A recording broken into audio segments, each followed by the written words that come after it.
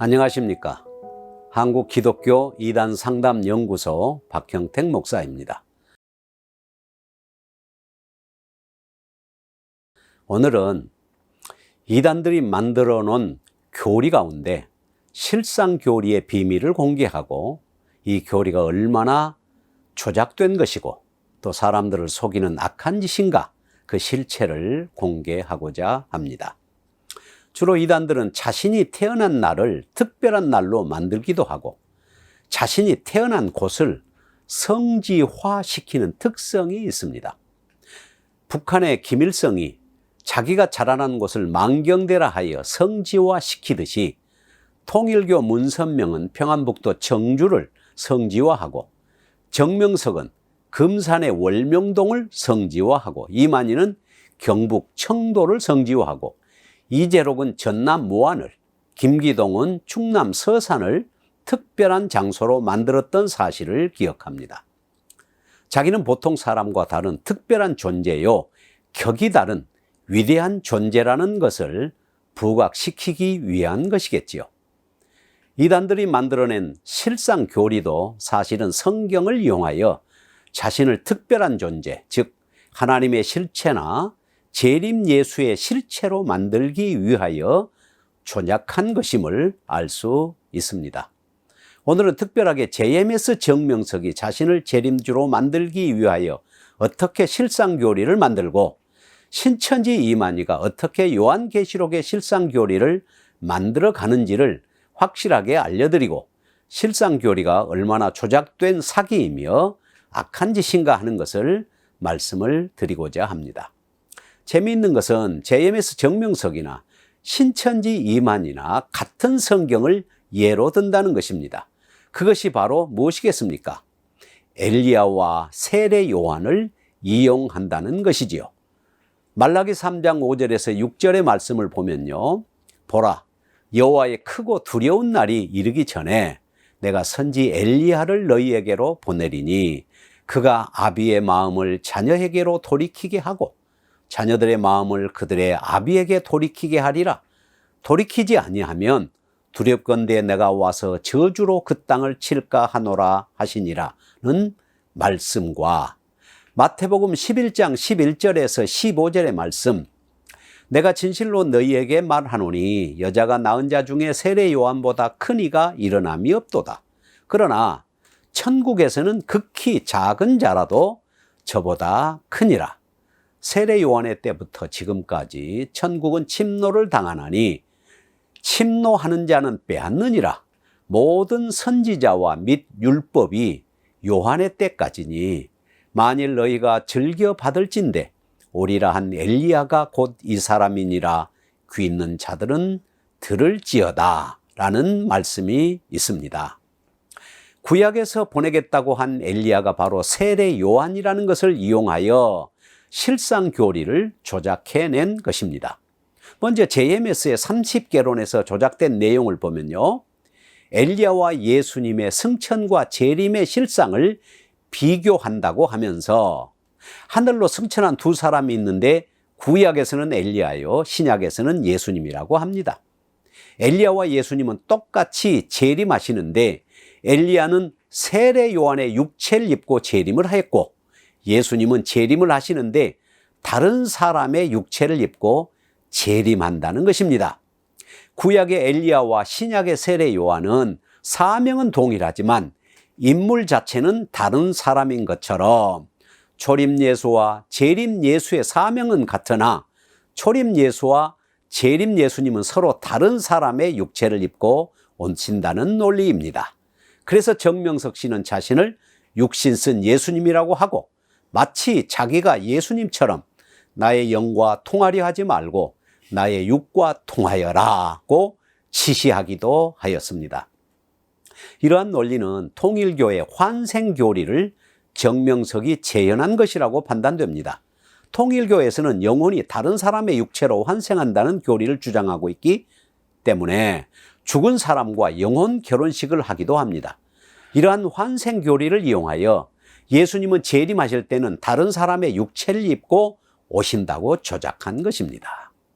다음으로 신천지 역시 같은 성경을 가지고 만들어가는 실상 교리의 내용을 보면요, 영은 육을 들어 역사한다는 논리로 하나님이 보내신다고 약속하신 구약의 엘리야는 영이고 신약에 나타난 세례 요한은 육이라는 것입니다. 엘리야는 영이고 세례 요한은 실상으로서 육이라는 것이지요. 초림 때도 영이신 하나님이 육이신 예수님 속에서 역사하셨듯이 재림 때도 영만 부활하셨던 예수님의 영이 한 육체를 택하여 실상으로 오는데 그 사람이 바로 성령의 대언자요, 약속의 목자요, 약속의 목자는 계시록의 2장 3장에 예언된 이긴 자라는 것입니다. 결국 이러한 논리는 이만희를 재림 예수의 영, 진리의 영이 들어간 약속의 목자로 만들어서 재림 예수의 실상으로 만들어가는 것이지요. 이러한 이단들의 실상 교리를 보면 얼마나 허황된 조작인지, 그리고 결국은 자신을 재림 예수로 만들기 위한 방법인지를 잘 알 수가 있습니다. 성경에는 실상이라는 단어가 등장하기는 합니다.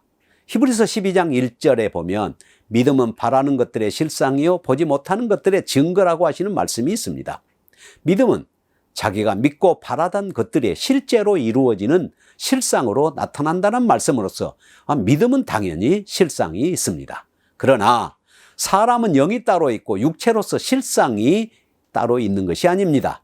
영이 따로 있고 실상이 따로 있는 것이 아니란 말씀이지요. 사람은 영혼과 육체가 하나 되어 한 인격을 이루고 있기 때문에 엘리야는 영원히 엘리야질 뿐이지 엘리야가 다른 사람의 육체를 입고 환생하거나 나타나는 것이 아니며 세례 요한이라는 육체 속에 들어갈 수도 없는 것입니다. 이 세례 요한이 영혼을 가진 존재 아닙니까? 이 땅에 존재한 하나밖에 없는 유일한 존재 아닙니까? 전에도 없었고 후에도 없는 유일한 존재로서 세례 요한이지요. 첫째 생각할 것은 세례 요한은 엘리야의 재림의 실상이 아니라는 것입니다. 엘리야는 엘리야이고 세례 요한은 세례 요한일 뿐입니다. 엘리야는 재림한 것이 아닙니다. 사람은 스스로 재림할 수가 없고 성경에 예수님 외에 재림한다는 사람은 아무도 없습니다. 이 세상에 살았다가 죽었던 모든 인간은 예수님이 재림할 때에 신령한 몸을 입고 부활할 뿐이지요. 엘리야도 세례 요한도 마찬가지입니다. 둘째로 예수님의 재림은 승천하신 그분이 다시 신령한 몸을 입고 다시 이 땅에 심판하러 재림하시는 것이지 다른 사람의 육체를 입고 오시지 않습니다. 이것이 바로 통일교나 JMS 정명석이 만들어내는 재림 예수 실상이라는 조작된 교리이지요. 셋째, 엘리야는 영이고 세례 요한은 육이라는 신천지의 실상 교리도 조작된 것이 아닐 수 없습니다. 세례 요한이 영이 없는 60만 있는 존재로 태어나서 엘리야의 영으로 살았을까요? 엘리야가 세례 요한이라는 육을 통해서 나타난 것이라고요? 이미 이 땅에 세례 요한이 살고 있을 때 예수님이 변화산에서 누구를 만났습니까? 바로 모세와 엘리야입니다. 예수님이 변화산에서 만난 사람이 모세와 엘리야로서 육신이 아닌 영들이었습니다. 그런데 아니 예수님이 만난 이 영 엘리야가 세례 요한의 육체를 입고 있었다고요? 얼마나 말도 안 되는 허무맹랑한 조작입니까? 이 세상에 태어난 사람 중에 영혼 없이 태어난 존재가 있나요? 만일 엘리야의 영이 세례 요한에게 들어갔다면 엘리야의 영과 세례 요한의 영, 즉 한 몸에 두 영이 존재할 수 있나요? 이것도 불가능한 일입니다. 넷째, 신천지에서는 요한계시록 4장이 청계산에 있는 과천의 실상으로 임했다고 선전하면서 네 생물의 실상, 12지파의 실상, 24장로의 실상, 7영의 실상을 만들어 놓았습니다.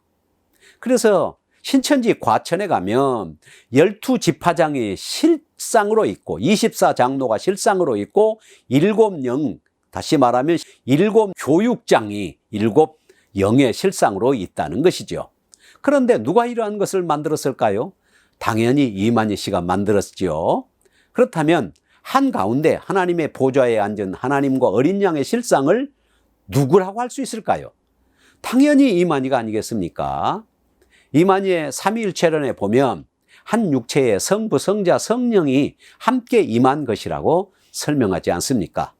결국 우리가 깨닫게 되는 것은 이단들이 실상교리를 만든 것은 자신을 하나님이나 재림주로 만들기 위하여 조작한 것임을 금방 알 수 있습니다. 그런데 여기에 빠져 그것을 진짜로 믿고 있는 사람들이 얼마나 많습니까? 이제 분명하게 실상교리는 이단들이 만들어낸 조작된 교리임을 깨닫고 혹시라도 이런 실상교리를 믿고 있었다면 정신을 차리시고 속히 이단에서 이탈하시기를 바랍니다.